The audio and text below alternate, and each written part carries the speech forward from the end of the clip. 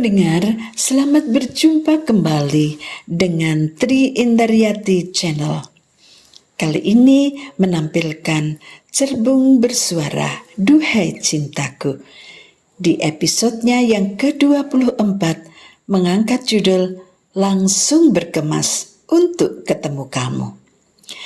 Nah pendengar, apa yang akan terjadi jika rindu ini sudah terlalu menghimpit perasaannya?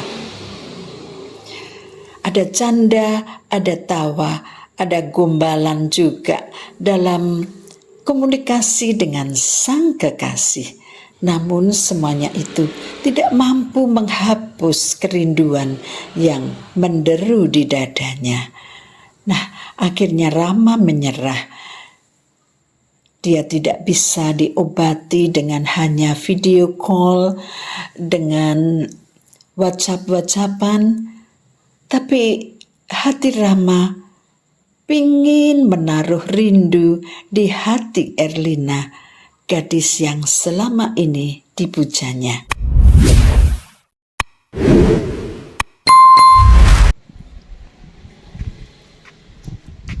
Jika ada kemauan, pasti ada jalan.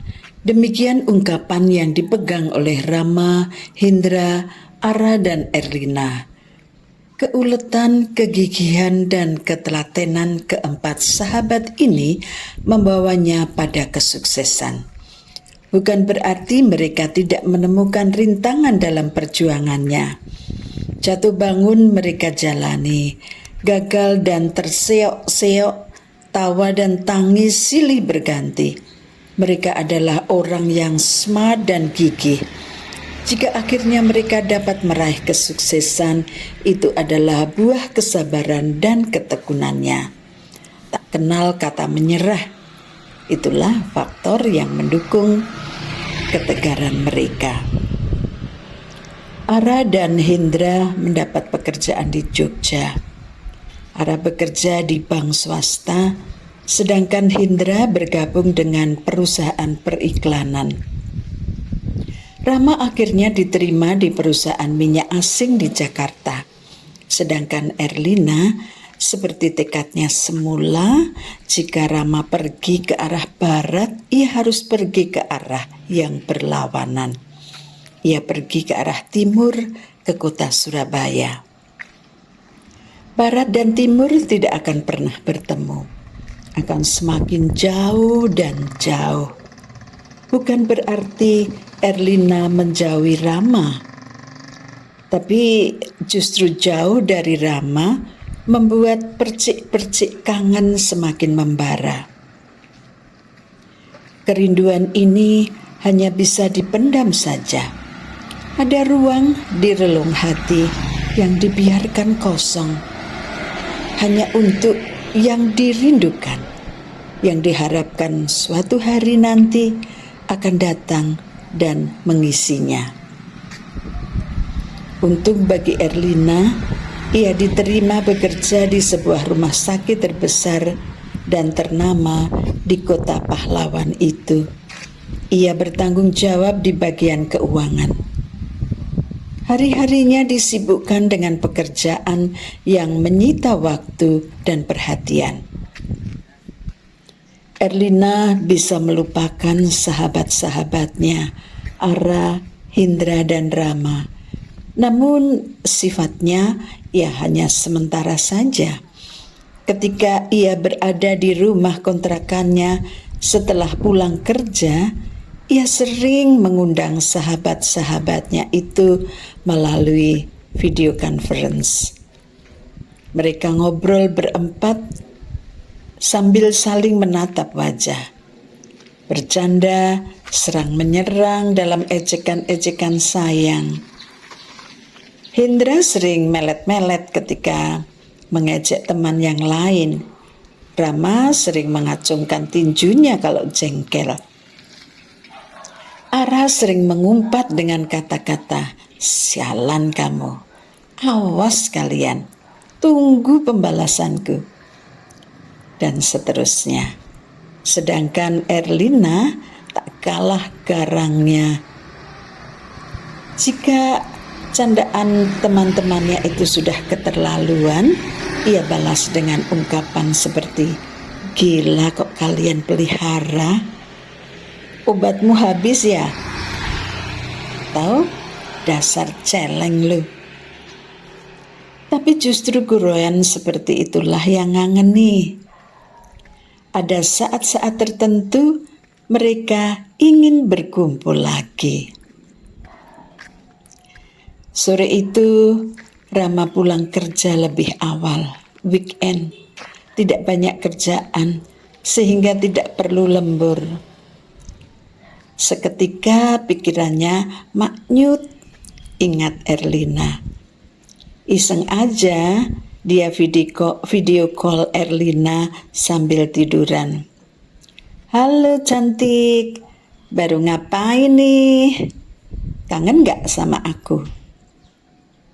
"Tumben mah video call, gak invite Ara dan Hendra? Kan kangennya cuma sama kamu." "Gombal ah mah." Rama terbahak berhasil membuat Erlina blingsutan. Lalu melanjutkan banyolannya. "Jawab dulu dong Er, kangen gak sama aku? Ngaku aja, gak usah malu-malu. Mumpung aku belum nembak cewek ibu kota loh." Tawa Rama terus saja berderai. "Amit-amit ya kangen sama kamu. Jangan sampai deh," jawab Erlin sengit. Mengapa mesti malu mengakuinya? Padahal rindu itu membungkah di hatinya. Erlin heran sendiri mengapa kalau ketemu Rama selalu saja tidak bisa berkata jujur tentang isi hatinya. Begitu rapat cinta itu ia sembunyikan sampai ia sendiri sering terluka karenanya. Di sudut hati yang lain, Rama sedang memandangi foto Erlina yang ada di wallpaper Facebooknya. Dibuka juga status Erlin, diteliti event-event yang diikuti Erlina. Bukan kegiatannya sih yang diperhatikan, tapi foto-foto Erlin dalam berbagai pose. Cantik nian cewek ini. Cukup galak sih, tapi menggemaskan. Begitu kata hati Rama. Sambil men-scroll halaman FB ke bawah dan ke atas. Ada tantangan jika berinteraksi dengan Erlina. Di samping saling nyerang, dia juga kaya dengan ide-ide jahilnya. Tidak monoton, bukan tipe gadis yang selalu yes. Kalau matanya sudah mendelik, gak bisa dilawan dia. Lebih baik mengalah daripada kebablasan membuat dia marah. Dan kalau saking kesalnya, dia lalu mabruk mewek. Rama tersenyum sendiri sambil membolak-balik halaman Facebook mencari foto Erlin dengan pose yang paling ia sukai. Setelah semua foto dilihatnya, Rama menarik kesimpulan. Ia paling suka jika Erlin pas tersenyum menghadap ke kamera. Kelihatan lesung pipitnya dan bening mata indahnya yang tajam menatap kepadanya. Rambut dikucir, pakai jeans dan t-shirt tanpa make up. Rama tersenyum kecil. Ditutup HP-nya. Lalu rebahan di ranjang sambil membayangkan reaksi galaknya Erlin jika sedang digoda. Erlin, akan kukemanakan rinduku ini? Engkau ada jauh di sana, di belahan Pulau Jawa bagian timur, dan aku di sini, di belahan bagian barat. Dulu aku bilang ingin pergi ke arah barat, ke Jakarta, dengan harapan kamu juga punya pilihan yang sama. Aku kan coba ingin menjajaki hatimu, Kok kamu malah selalu berseberangan? Kapan hati kita bisa menyatu? Demikian monolog yang dirinda dalam hati Rama. Hatinya perih. Ada sesal sering godain Erlin, mancing-mancing, namun justru Erlin semakin jauh. Mengapa tidak terus terang saja ya? Rama memang demen banget godain Erlin, ngecek-ngecek biar dia jadi garang. Baru puaslah hatinya. Sepertinya dia salah cara. Keinginannya menggoda justru memperlebar kesenjangan hubungannya. Apakah aku harus takluk saja ya? Langsung tembak, apapun jadinya. Rama mereka-reka apa yang sebaiknya ia lakukan. Dulu waktu Rama pacaran sama Ara, dia tidak suka godain karena Ara orangnya tidak begitu reaktif, datar-datar saja reaksinya. Gak heboh lah kalau godain Ara, gak serem. Paling Ara cuma senyum-senyum, mencubit tangannya sambil berkata, kamu mah, kamu kok nakal sih mah? Cuma itu saja. Aku gak boleh membandingkan Ara dengan Erlina. Setiap pribadi punya kelebihan dan kekurangan. Demikian juga Ara dan Erlina. Begitulah batin Rama berperang sendiri. Dan ia akhirnya menulis WhatsApp untuk Erlina. Tolong dipahami, ada hati yang sangat kangen. Segera direspon. Atau rindu ini akan diberikan pada yang lain. Demikian yang Rama tulis di pesan WhatsApp. Dia baca sekali lagi apa yang sudah ia tulis sebelum dikirim. Dan dia tersenyum sendiri. Memang selalu begini cara berinteraksiku dengan Erlin. Gak peduli, Lalu ia pencet menu send. Erlin tertawa membaca pesan Rama. Belum berubah juga tuh cowok. Harus dihajar. Lempar saja ke anjing yang berkeliaran di sekitar rumahmu daripada basi. Demikian balasan Erlin. Diakhiri dengan emotikon orang yang sedang melet-melet. Rama kembali terkekeh membaca WA Erlin. Buset, meleset lagi.